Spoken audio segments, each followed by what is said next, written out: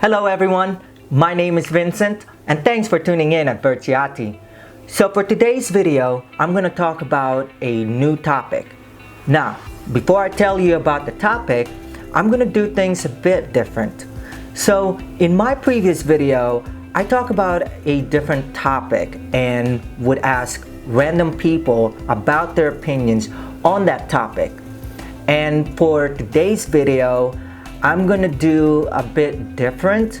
So instead of asking people about their opinion on the topic, I'm actually going to talk about a brief history of the topic. So in today's video, I'm gonna talk about a brief history of homelessness. Now, before we begin, please don't forget to subscribe, like, and comment down below for more content like this. Enjoy! Did you ever wonder why some people have basic necessities such as food, money, a place to sleep, and others do not? If you are watching this, then you are probably one of the fortunate one who has their basic needs met.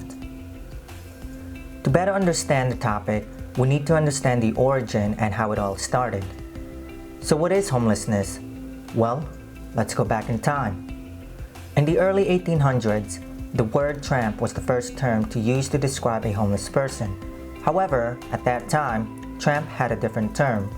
It was to describe a person travel from place to place on foot in search of work. They can also be described as a beggar. Throughout the late 19th and early 20th century, the main cause of increased number of tramps was due to lack of jobs, and so at that time, jobs rather than housing were viewed as the solution to the plight of tramps wandering the country. Before the 1820s, fewer than 7% of the Americans lived in cities, not until in the midst of 19th centuries when the Industrial Revolution emerged and brought many new and steady jobs in the US.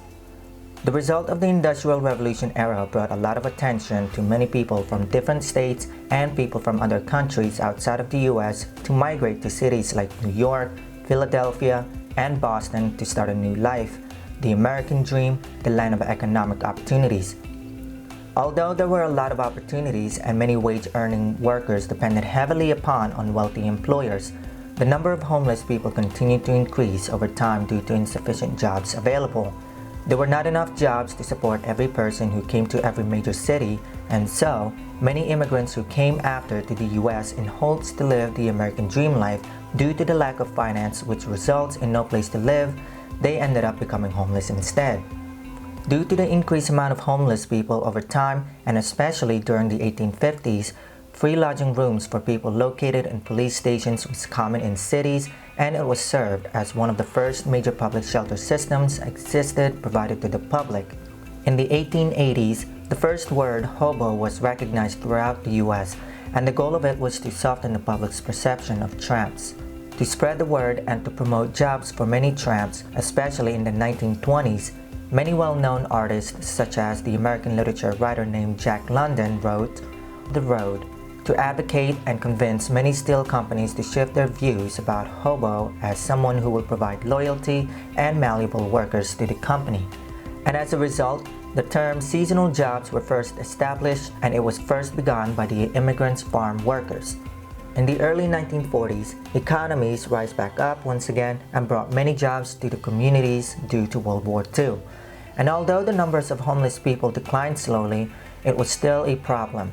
However, it was hushed due to war. Towards the end of the World War II and moving forward, this was the turn of the event when homeless people faced new challenges. Rather than finding new jobs as the only main cause, many homeless people began to face other new challenges, such as high unemployment rates, inadequate supply of affordable housing options, limited support from governments, and local private charities.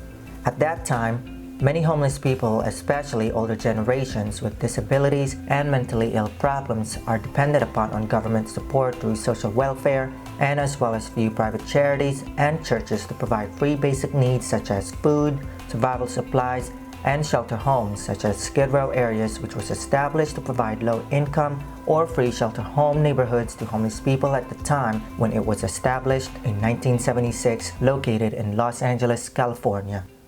Not until in the early 1980s when the number of homelessness was at the highest peak ever recorded at the time, and as a result, This led to the government official to announce for the very first time that homelessness became a federal issue throughout the US. This was also the year that really marked the change of the term homelessness to what we now know and considered the state of having no homes. Since the 1980s and in today's world, government have continued to find new ways to solve the homelessness issue by implementing new laws, regulation acts, and established agencies throughout the US that promotes to alleviate or end homelessness. Such as in the early 1980, after the federal government issued homelessness as a federal level problem, on June 9, 1980, President Carter signed the Social Security Amendments of 1980, also known as Social Security Insurance Benefits. During the Reagan's presidency, President Reagan signed a law called Homeless Survival Act, which was enacted in both houses of Congress in 1986. For modern act laws, the federal government have passed multiple act bills such as Better Care, Better Jobs Act, Build Back Better Act, and so much more. Aside from the government assistance for charities to encourage more nonprofit organization establishments, the federal government passed the Bill Act called Revenue Act of 1909, which was passed in 1909. This bill established a corporate tax exempt, also known as the 501c3 status for many charity organizations. To go even further, in 1917, the Congress also passed another Bill Act known as the Revenue Act of 1917, which was passed in 1917. This bill was to encourage many individual donors to donate money and to support many charities with the 501c3 status, and in return for their generosity, individual donors receive a tax exempt on their federal tax return. And with that in mind, that concludes the brief history of what is homelessness, how it all started, and how it evolved over time to today's homelessness. And there you have it, guys. Hopefully at the end of today's video, you guys now have a better understanding about today's topic.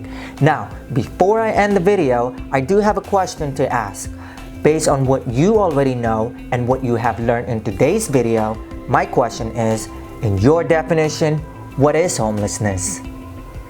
Now, don't forget to comment your answers down below, and as always, stay foolish, stay curious, and most of all, ask lots of questions.